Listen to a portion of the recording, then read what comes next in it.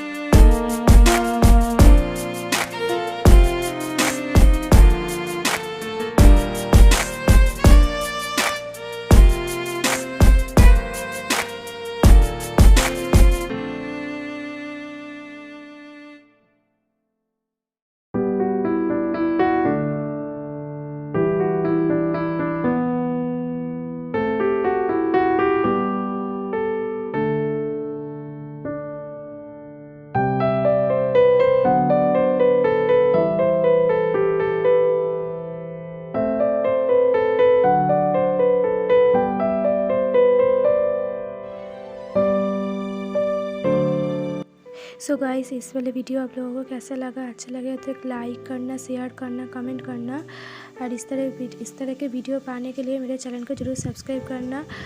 इस तरह के स्केचिंग का ट्यूटोरियल्स वीडियो में लाते रहूँगी इस चैनल पर, तो इसको सबसे पहले पाने के लिए मेरे चैनल को जरूर सब्सक्राइब करना। तो मिलते हैं नेक्स्ट वीडियो पर, तब तक के लिए सबको बाय बाय। और ये रहा फाइनल वर्क, ऐसे दिख रहा है।